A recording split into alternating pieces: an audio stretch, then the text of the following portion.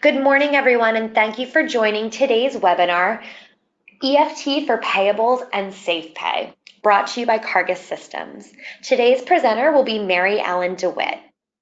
During this webinar, we encourage you to use the questions pane on your webinar control panel to post questions that you have for the presenter during the webinar. We're going to review and answer all of your questions at the end of today's presentation. We are also recording the presentation, and that will be posted on the cargus.com website. Look for that post to be up shortly. With that, I'm going to pass things over to Mary Ellen. Thank you. Welcome, everyone. I've been with Cargus for a number of years and doing a lot of GP implementations and working with customers with EFT for Payables and Safe Pay. The modules are included now in your license, GP license. They were part of the former e-banking suite, and they're both included, which is wonderful news. EFT for Payables is installed with the regular GP software. Safe Pay is an additional install, and Cargus can help with that if needed. So I'm going to go into my presentation here and just talk about what we're doing. We're going to set up GP EFT for Payables and show you the process for payments to send those ACH files up to your bank. We're going to look at the setup for a GP Safe Pay, which will also result in sending your bank a file of the vendor payments that you've approved to clear. So one thing that you do need to do is make sure that you have these two modules registered. So under the administration area in the lower left of your screen, and then under the setup system, you'll see registration, and you want to make sure that EFT for Payables and Safe Pay are both marked. Then the installation for Safe Pay, as I mentioned, is a separate install. It's not hard to do, and our systems engineers can help with that. Or it might have been installed when you installed or upgraded your Dynamics GP. So if you look to your upper right of your main screen, there's a blue button. You click on that to get to the About Microsoft Dynamics GP. There's an options button there, and then a product list. So if you scroll down in the products list and you see Safe Pay, you're good to go. It's installed. Now it does need to be installed on all the workstations, or if you're using a remote desktop or terminal server, it needs to be installed there for any user that are entering checks or voiding checks, because both of those things would be included in the Safe Pay file. So just a note there. So we're going to start with EFT for Payables. And again, the purpose of this is to produce a file to send to your bank to pay your vendors.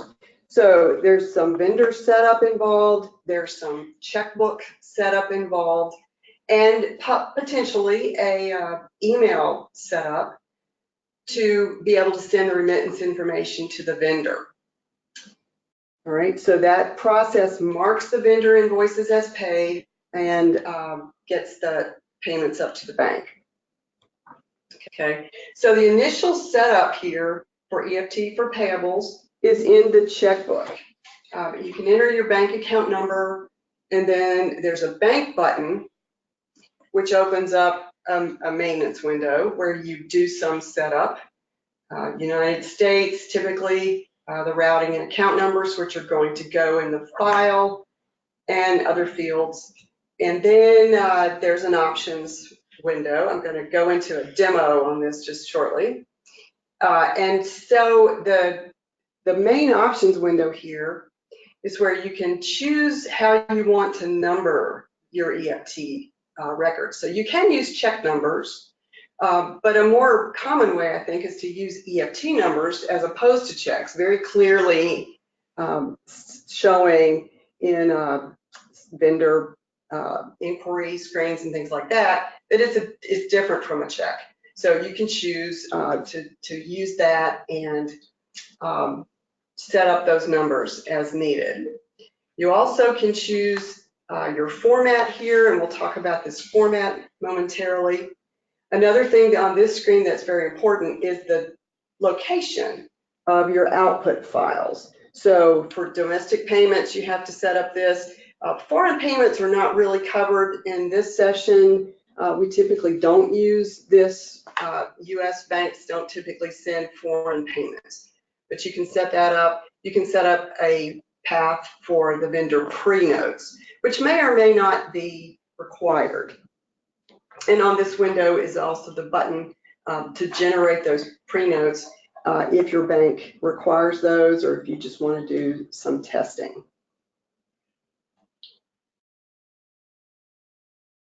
Okay, so just a word about the format.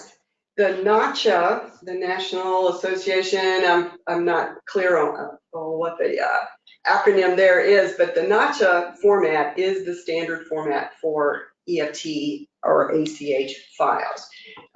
Typically, you can use the NACHA CCD. We can set that up as a default in GP and send the test file to the bank. The bank will give you, and it's something that you should request, specifications for the vendor file. It is pretty standard and they don't change very much, but if there is a need, you can make changes to the format. And you use the same file format to generate the pre-notes if your bank requires that, if they want to verify the vendor payment information, or if you want to run it just to make sure everything looks good. And the generate pre-notes process also adds a date to the vendor EFT setup, which we'll cover. Now, I want to step out of this real quick into GP and just kind of show you where we've been talking about those screens. So in the checkbook,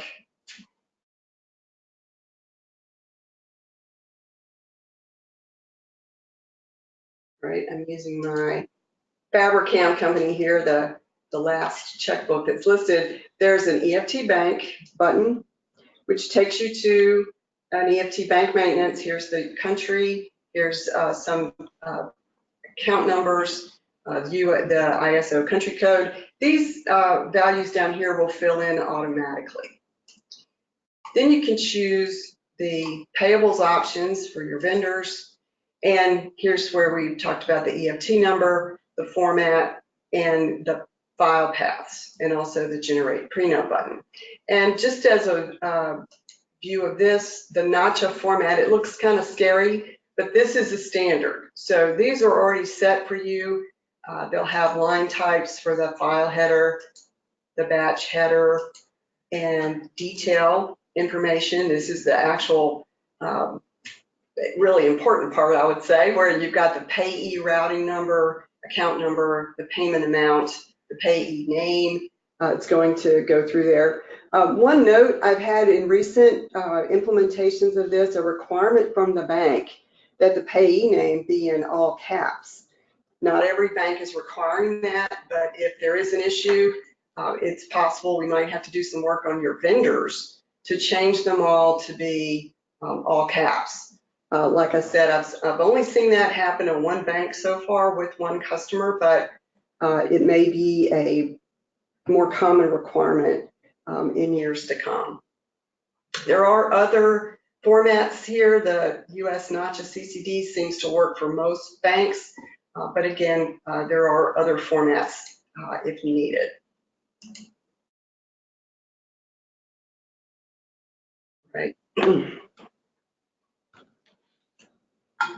So the vendor setup then, so we've done the overall sort of company checkbook setup. The vendor setup will let GP know that the vendor accepts. So once the vendor is set up for this, GP will identify that vendor as accepting EFT. And that will come into play in a moment when we actually process those payments. So the EFT information is attached to a vendor address ID. So there could be a vendor address ID that you make payments to that still check, for instance. There could be a vendor address ID that's for EFT, and you'd have to know that on your invoice, which way that the vendor would want that invoice paid. Then the address ID holds an email address to send remittance notification if that's desired. Typically it is. And there's a place to put that vendor address, email address. I will say just real quick, the requirement for sending emails out of GP would mean that you would need to have an Outlook Exchange user going along with the GP. And that's not a problem typically if you're doing it from your local workstation. If GP is in a shared environment like a remote desktop or possibly Citrix, you may have to have special emails set up to go along with that GP in the cloud or GP Citrix. So if there's an issue there, you can talk to us at Cargus. We can help your IT work on that kind of setting if need be. So along with that email, then the vendor would get a remittance advice to show what was paid to them. And there's some email set up to do in GP. And the path for that is here. Administration setup, there's an email settings and an email message set up to do in GP. So the vendor's routing and account numbers are entered there. There's another couple settings to be sure of. And then when you don't want to send EFT payments to the vendor anymore, you can enter a termination date. Right? So to show you that in GP, we're going to look at the purchasing here on the vendor maintenance card. Right? You can also just directly go to the addresses because this is where this really lives. Right? I have an EFT vendor set up with their main address here. Here's the EFT bank button. Build into country. The bank name is optional. Here's the routing number and the account number.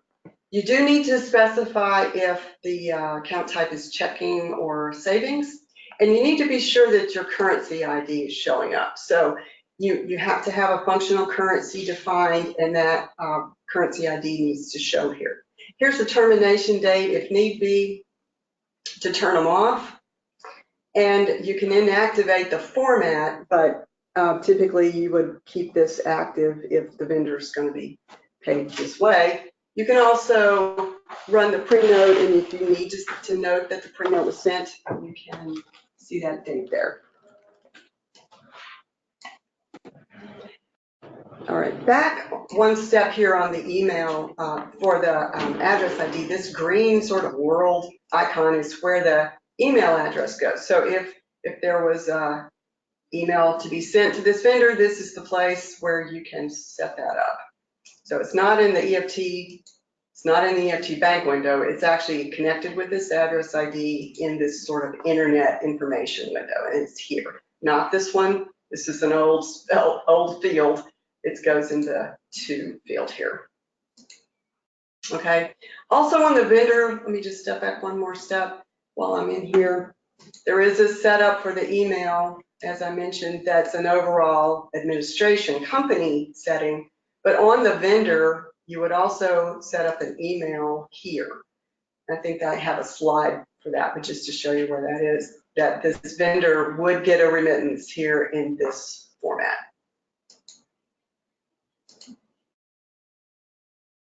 All right.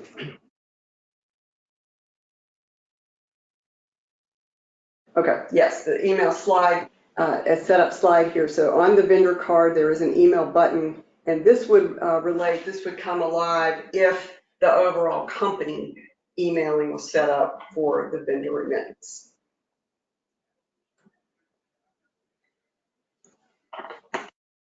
So once your setup is done, you have some vendors with their emails set up, and you have invoices for them.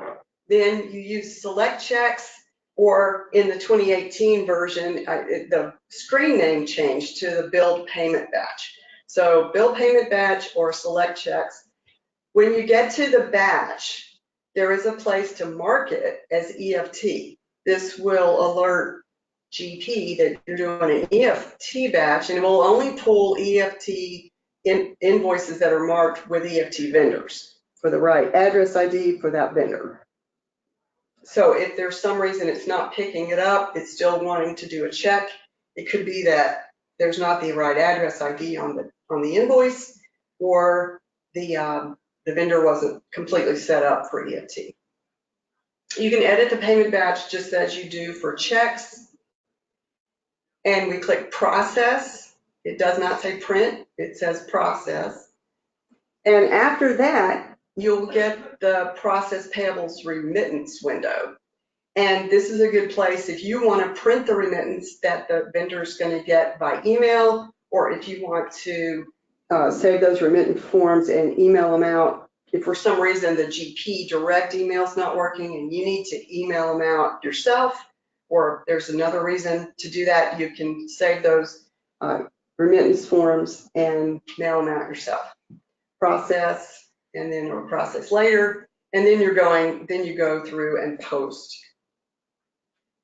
So here's a little screenshot. I just did one invoice line. If you have multiple lines, of course, they'll show up as well as credits will show on this vendor remittance. So you can print this, and this is pretty much what the vendor will receive. If you have a modified format and you want to email it out, then we get into doing Word templates and some other modifications and setup as far as the modified report. So if that's a consideration, then we can help you with that.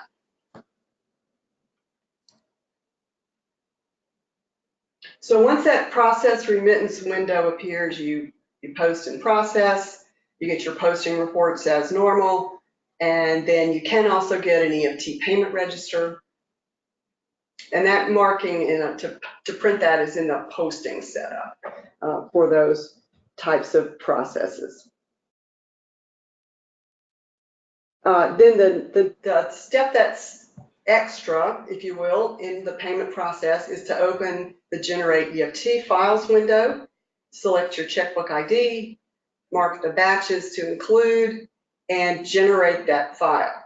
So if you need to reprint remittances or you need a report, you have that opportunity before you create the EFT file. Once the file button's clicked, the file's created in the folder that we set up back on the checkbook, and you get a notice with the path and it says, yep, you got the file created with the path and the number of transactions. Then you go out to your bank website and upload the file, and they're on their way. So just a quick look at the payment register that GP produces. Would have the payment number, EFT number, the vendor ID, and the total payment amount, and then a batch total. And then the Generate EFT file, you pull up the checkbook and check your batches, which you can have more than one batch if you need to. It'll say computer checks, don't worry about that. And then you generate the file, and it combines those batches into one file.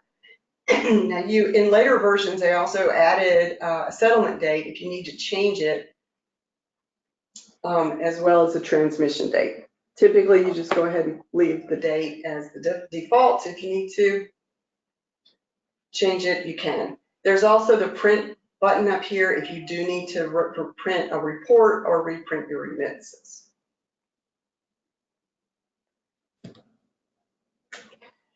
All right.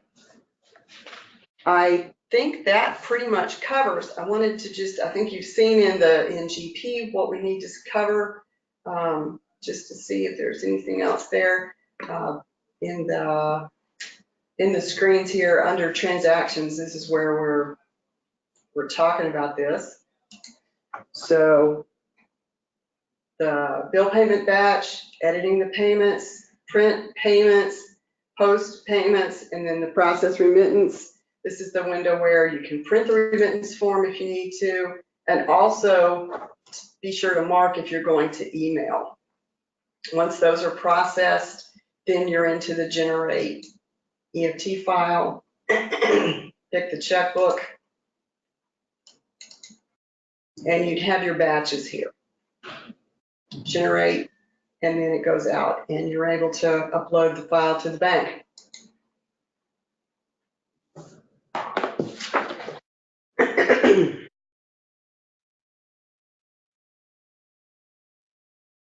Okay, then moving on into Safe Pay.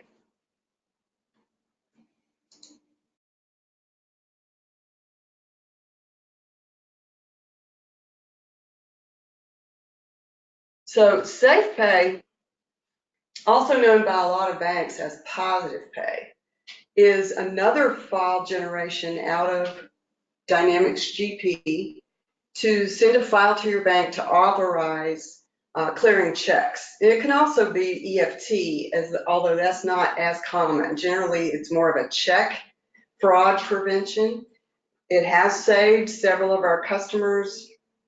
They would get an exception report from the bank and say, whoa, that really isn't our check. Thank you for catching that. Some people have initiated using Safe Pay after having fraudulent checks clear.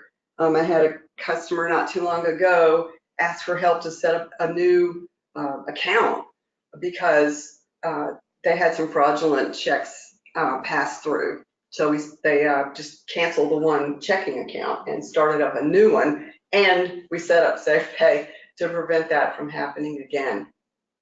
There is a charge for that from your bank typically, but it may be, definitely worth it if it would save some fraudulent activity. Safe Pay files are created after the GP check or e-payment batches or EFT payment batches are posted. So it is another step in the payables process.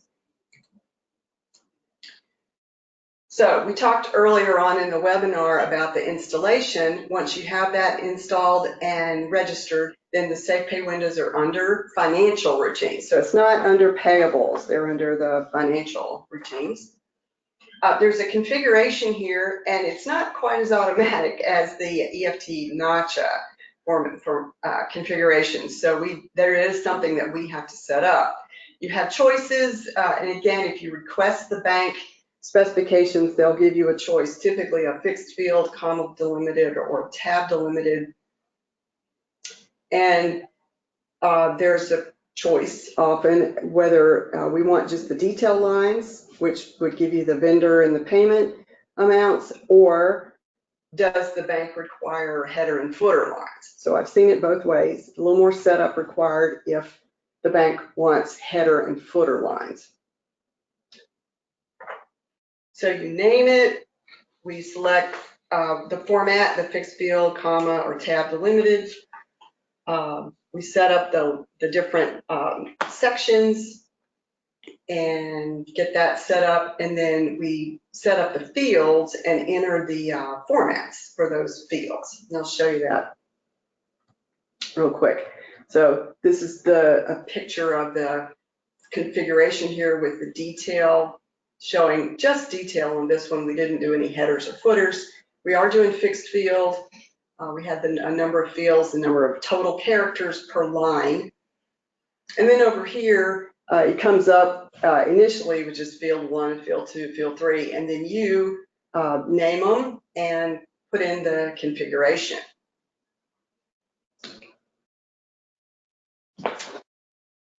All right, so then the next step here is to set up another screen where we name the upload ID, we pick our format that we just did, the checkbook that this goes against, right? And then another file path. So kind of like we had with the EFT, we have to have a place where this gets loaded. One note here about Safe Pay is you typically have just one file name. If you want to do another Safe Pay file, this one's going to get overwritten. So part of the process can be to rename this file before you send it up to the bank, just so you can keep the file if need be. It's okay to get overwritten, that's fine, but if you want to keep it, you may want to have a renaming process as part of your procedure before you upload it with perhaps the date.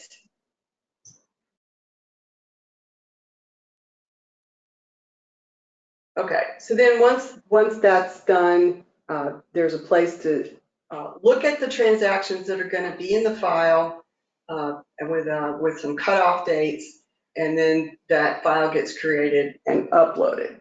So I want to flip back into GP here and kind of show you where this all is set up.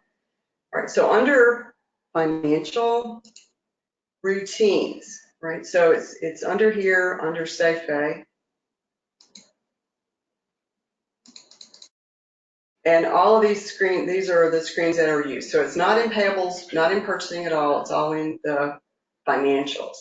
So the configurator here is where you decide the format you're going to use and how many fields we need and the formats of those fields. Okay, so we picked fixed field. We just have the one section here. We don't have headers and footers, number of fields, number of characters per line. And here's a sample. Once all these fields are configured, here's a sample of what the line's going to look like. So once I said that there were 6 fields and saved this, we came up with fields 1, fields 2, fields 3. We go into each one and set up the configuration for this type of field. So the the bank account number is reading from the bank account number in the checkbook setup. It'll tell you the bank specification will tell you a filler and the justification.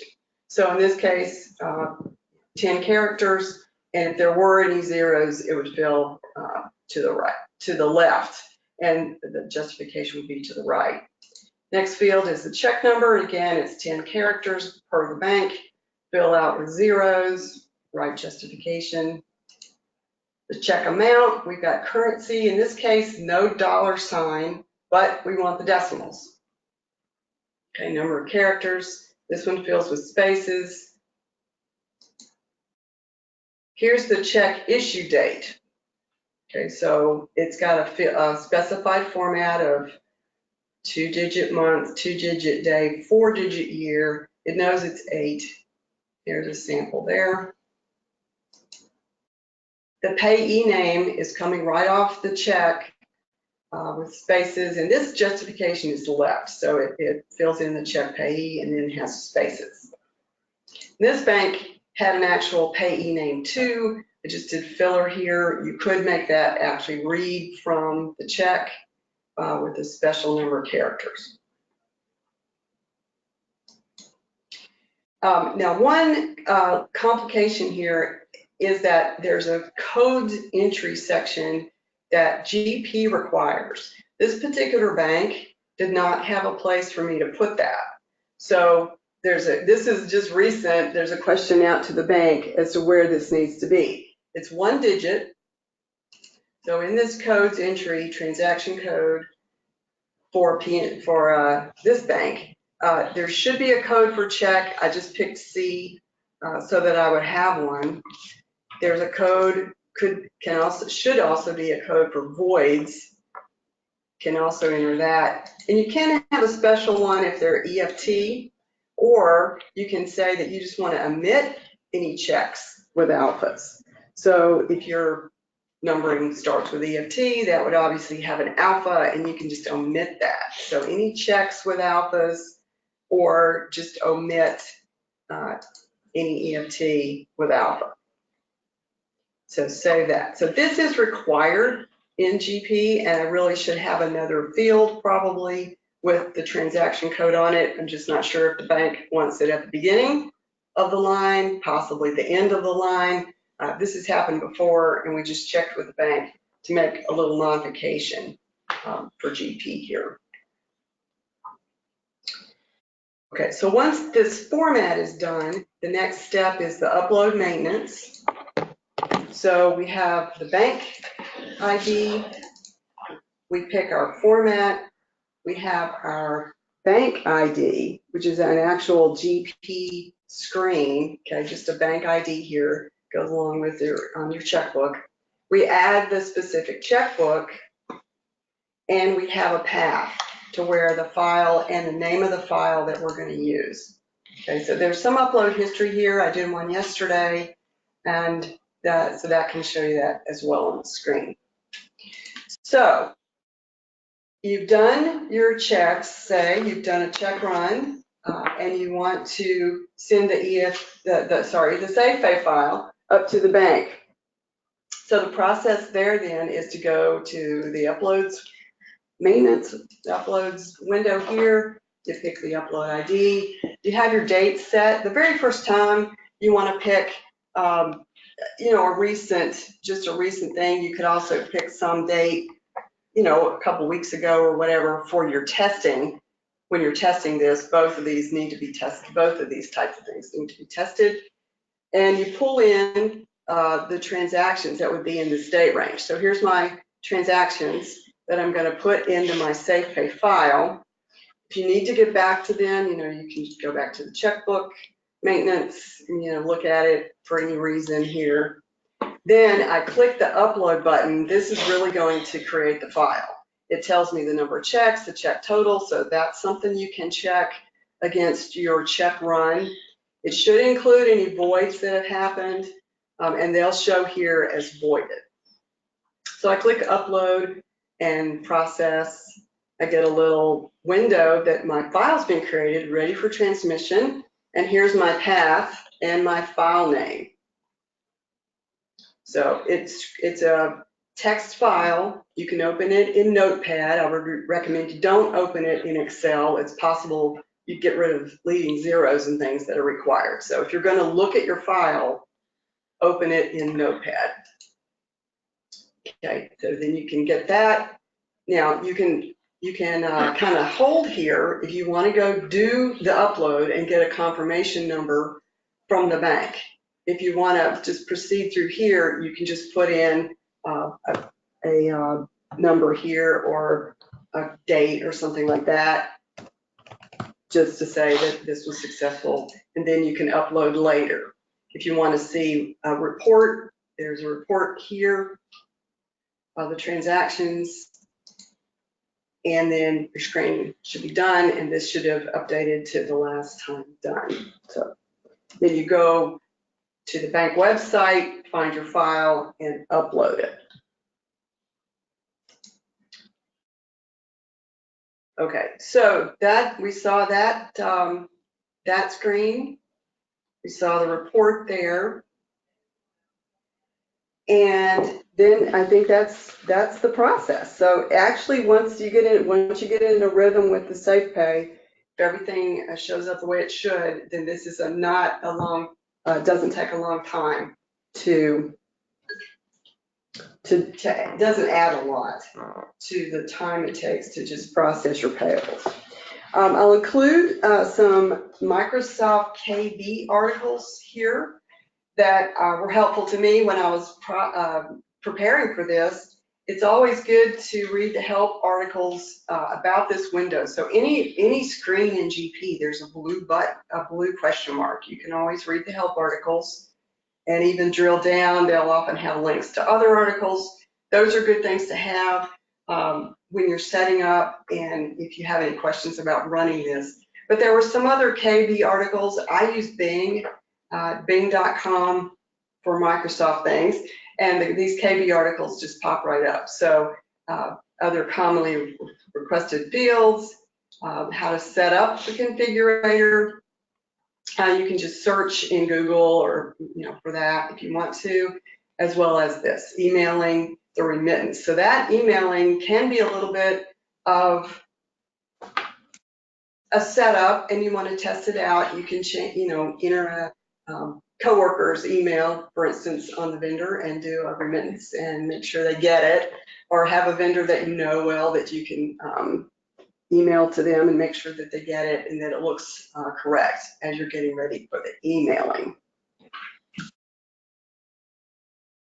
All right, I think I've covered pretty much what I wanted to cover in this. So if there are any questions, I have one comment on this. If you have an issue with security, for either one of these, the EFT or the Safe Pay. What a lot of customers do is security on the path to the file. So for instance, on the Safe Pay, if we have this one here, there's security on this folder. Same way with the vendor checkbook. So the checkbook for the EFT. So if you're concerned about that, then the security level of the path where the files are located would be of concern, so that not everybody could get to those. Otherwise, you're doing regular GP login security, and of course, security to the bank website to even be able to upload either of these things. And one thing that's just come along in the new version of GP, we're at version 2018 R2, under the workflow in the company setup, there's now inclusion here for EFT. So there's vendor approval even down to the level of the EFT windows. So we set up one just briefly here. There were some conditions that you can set down to the EFT windows. So a change in that would trigger a need for vendor approval. So if security is a concern, then there could be workflow added for at least some of the vendor changes, things like that. So anything else?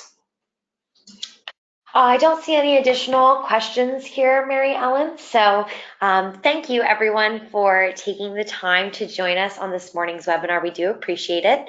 After we end things here in a moment, you will see a very short survey come through. We'd love it if you can provide us any feedback. We do use those surveys to plan our upcoming webinars, so we appreciate any feedback you can give us. Again, thank you to Mary Ellen for presenting today, and thank you all for joining us. Enjoy the rest of your day.